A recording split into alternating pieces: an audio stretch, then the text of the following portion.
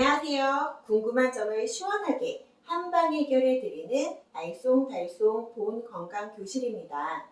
오늘은 강사 김성대 약사께서 아스피린, 에드빌, 타이레놀에 대한 차이점과 약국을 이용하실 때 유용한 팁에 대한 정보를 알려주시겠습니다.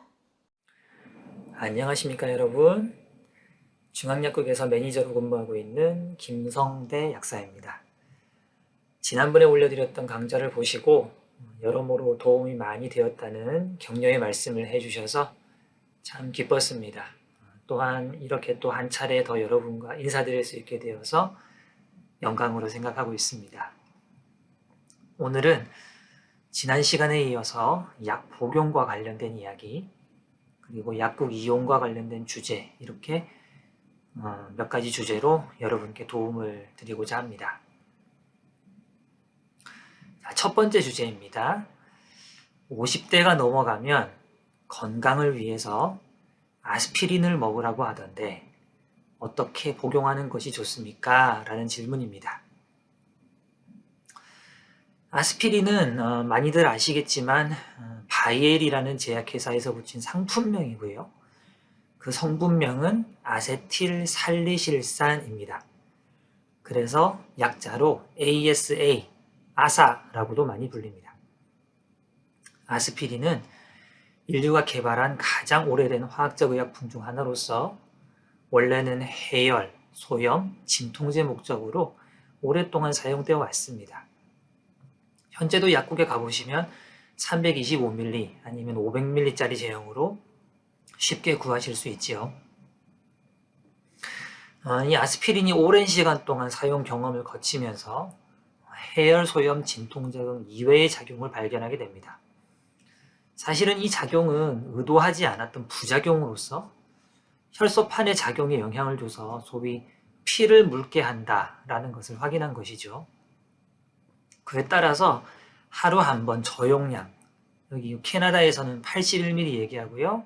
한국에서는 100ml짜리를 얘기하는데 이렇게 저용량을 복용하면 혈전이 생기는 위험을 줄일 수 있기 때문에 이 목적으로 사용하는 경우가 이제는 시간을 거쳐서 많이 일반화되었고, 현재는 아스피린 하면 해열소염 진통제라는 목적보다는 피를 묽게 하는 약, 이렇게 더 많이 인식이 되고 있습니다.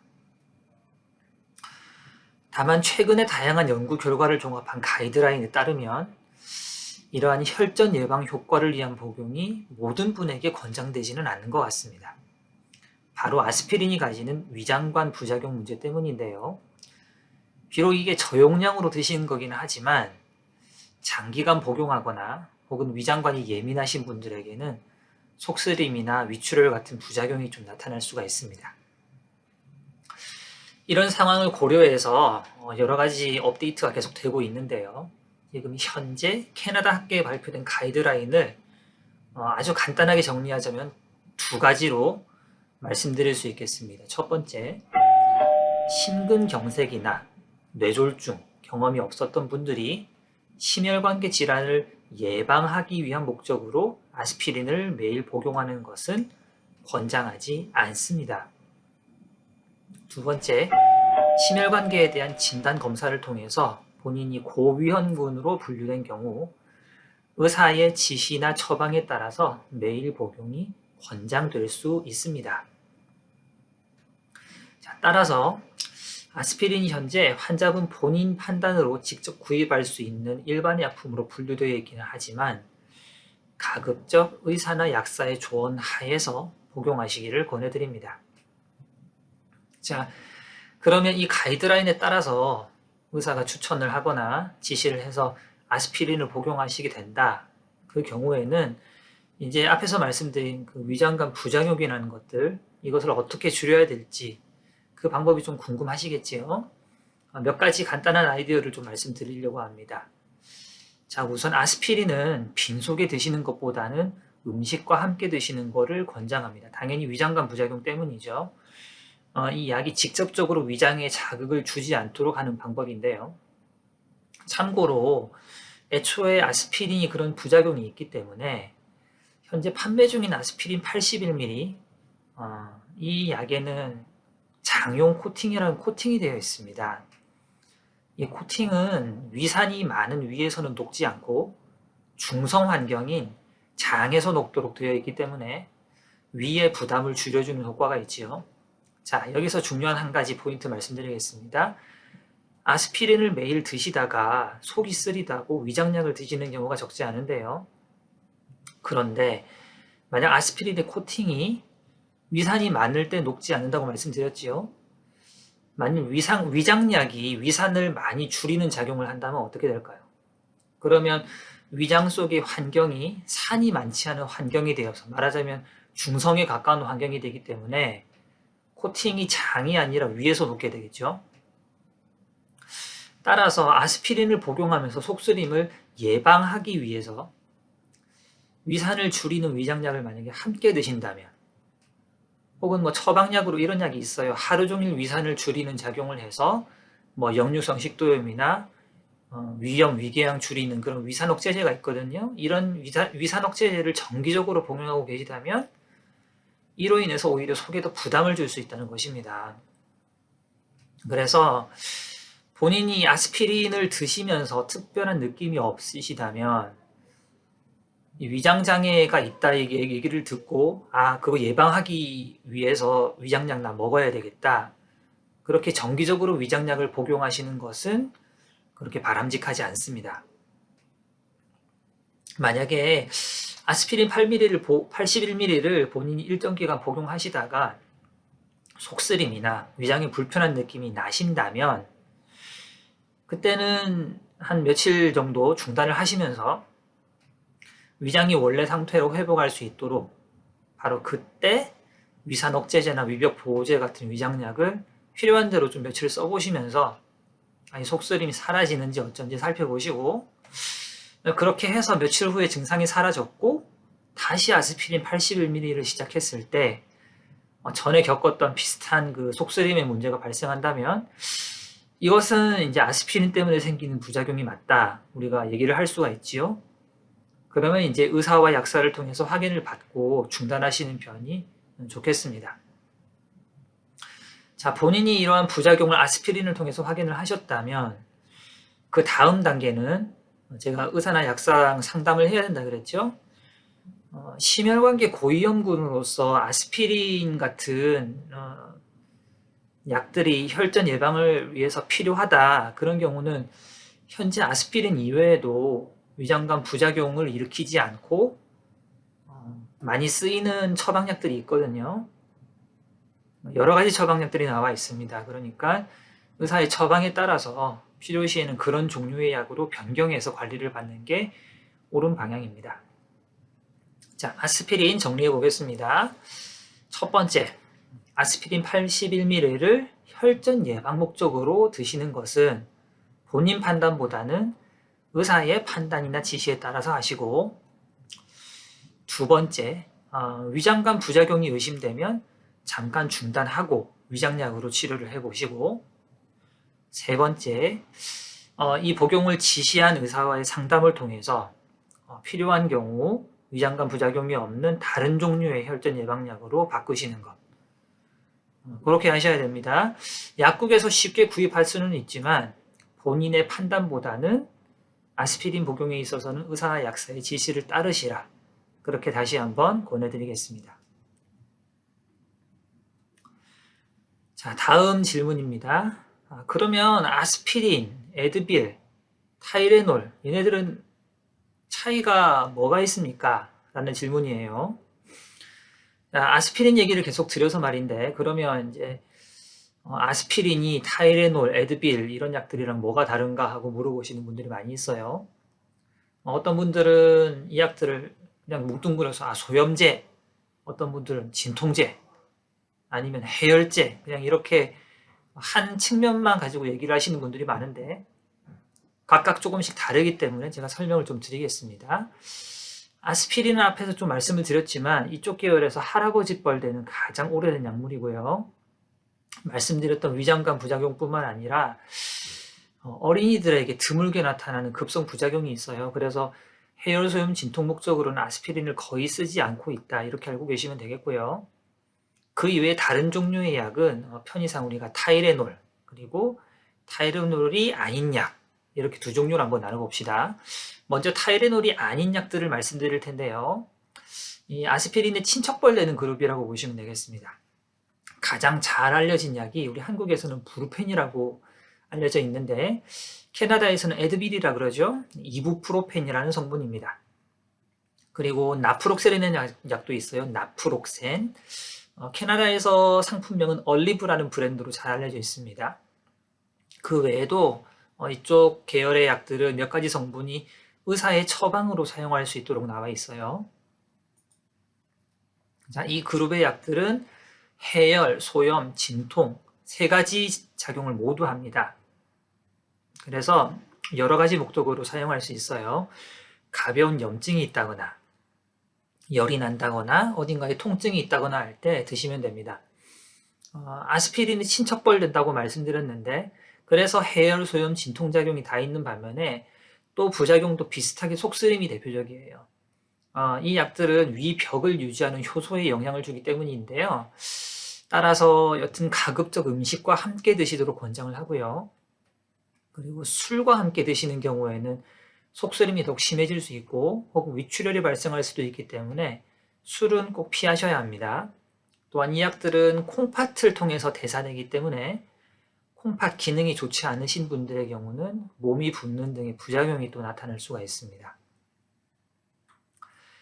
자, 마지막으로 타이레놀입니다. 타이레놀은 상품명이고요. 성분명은 아세트아미노펜입니다.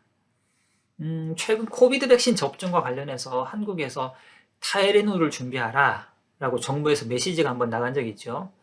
그게 정부에서 타이레놀이라는 특정 상품명이 언급되는 바람에 품귀 현상이 빚어지기도 했어요.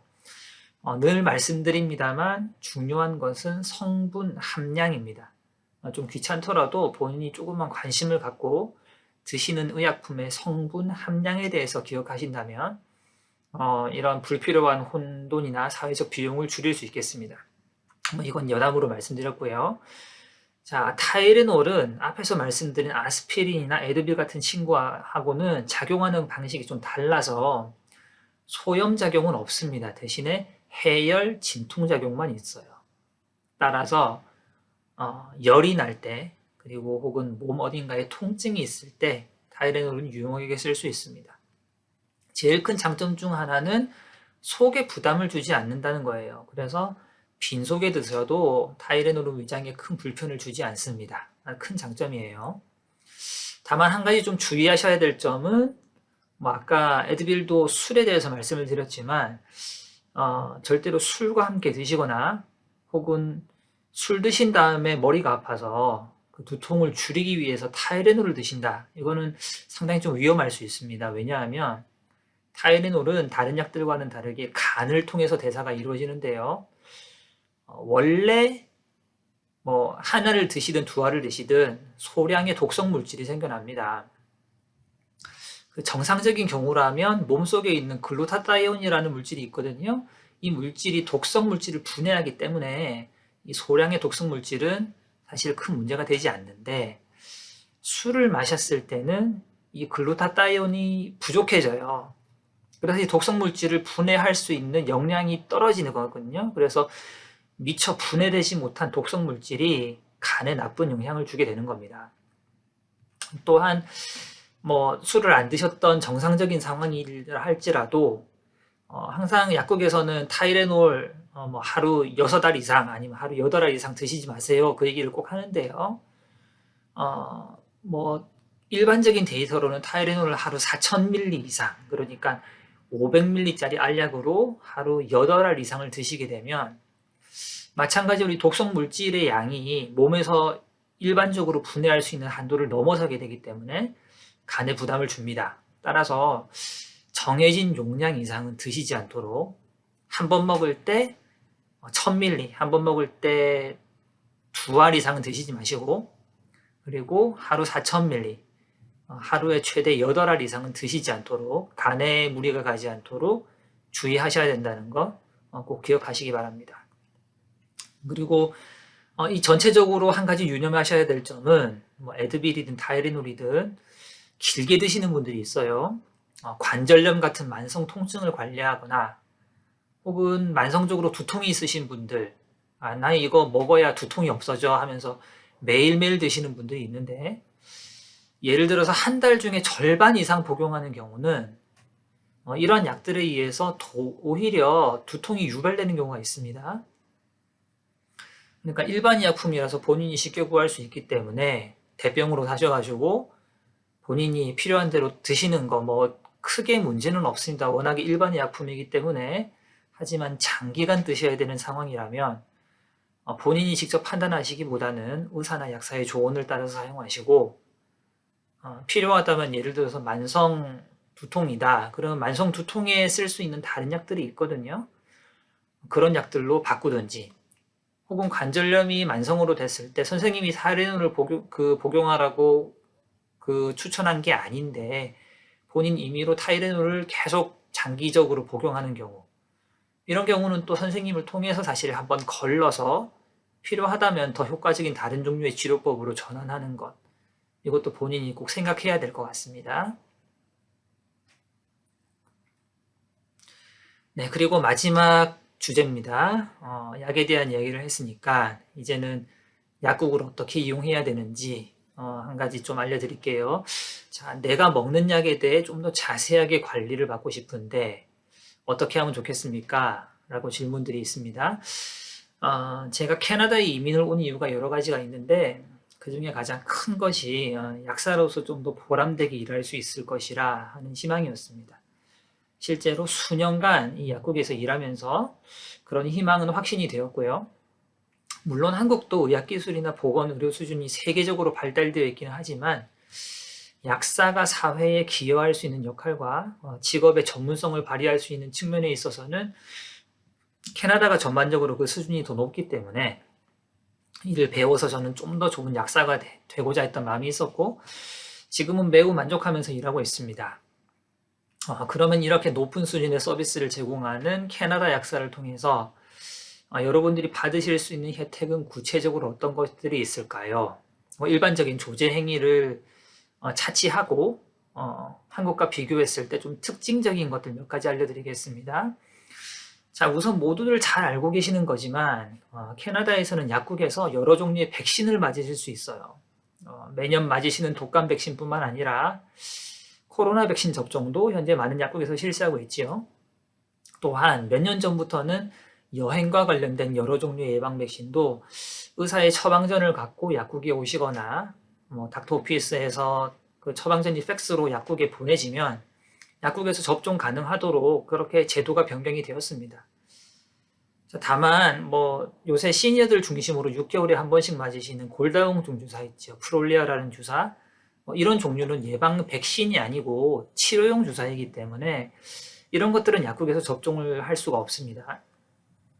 또한 대상포진 예방 백신, 요거는 예방 백신 범주에 들어가기 때문에 약국에서 맞을 수는 있지만 토론토 지역을 예로 들면 토론토 퍼블릭 헬스에서 65세에서 70세 사이의 시니어에 대해서 약값을 전액 지원을 해주고 있는데, 그 혜택을 받으시려면 약국에서 맞으실 수 없고 의사로부터 직접 접종을 받아야 된다.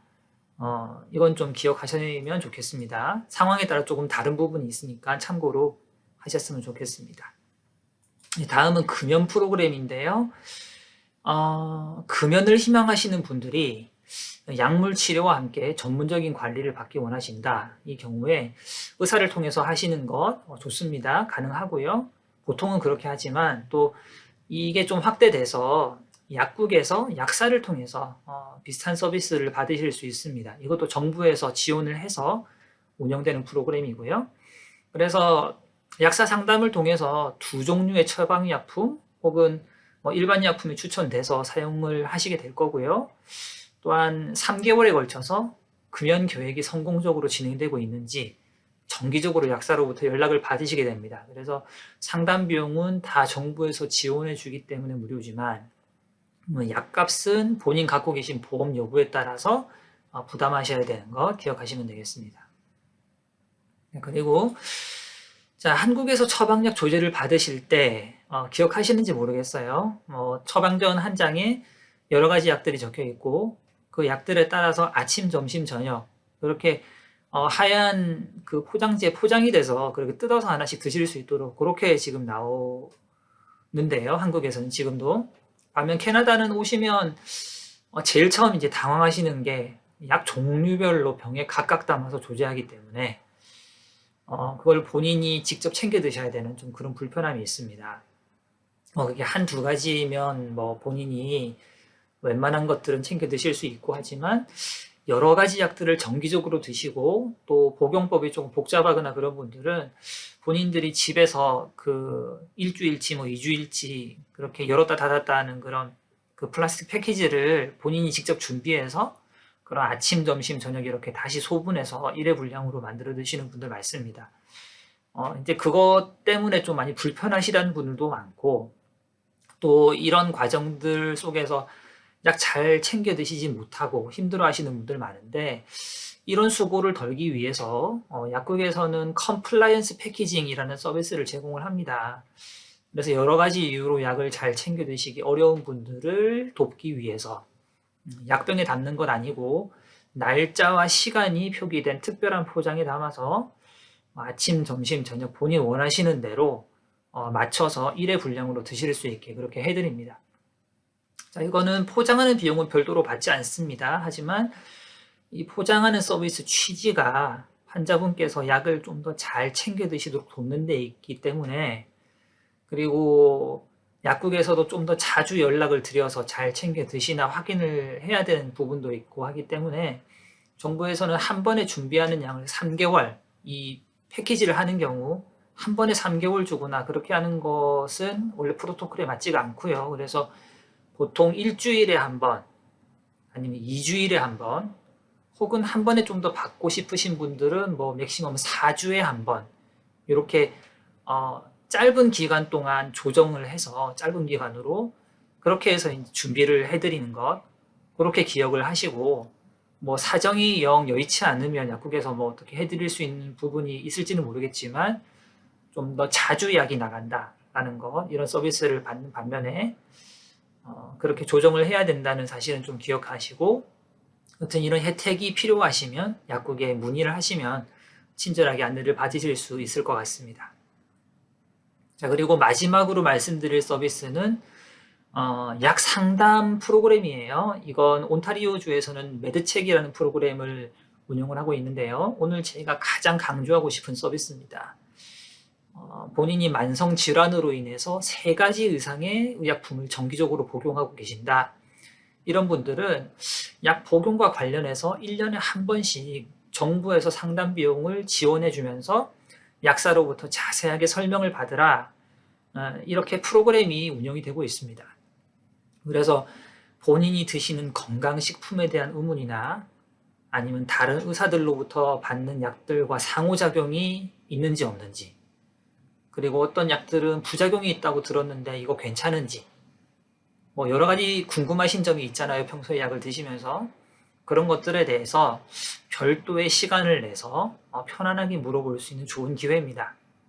그래서 이런 서비스를 받으실 수 있는 조건이 되셔서 약국에서 먼저 물어볼 수도 있어요. 자, 3가지 이상 약인데 한번 상담을 받으시는 거 어떻겠습니까? 라고 물어보는 경우, 혹은 본인이 그런 조건이 되셔서 약국에 내원을 하시거나 아니면 미리 상담 예약을 하셔서 그렇게 하실 수도 있겠고요. 그래서 가급적이면 본인이 해당이 될 때 시간을 내셔서 1년에 한 번쯤은 정기적으로 그렇게 상담을 받으시면 본인 궁금한 것들도 해결하실 수 있고 여러모로 도움을 받으실 수 있겠습니다. 뭐 유튜브나 요새 여러 가지 영상을 통해서 약에 대해서도 많은 정보가 있기는 하지만 환자분 각각은 본인이 가지고 있는 어떤 본인만의 상황이 있기 때문에 그렇게 1대1로 상담을 받으실 수 있는 기회가 있다면 훨씬 많은 도움을 받으실 수 있지 않겠나 그런 생각을 해봅니다.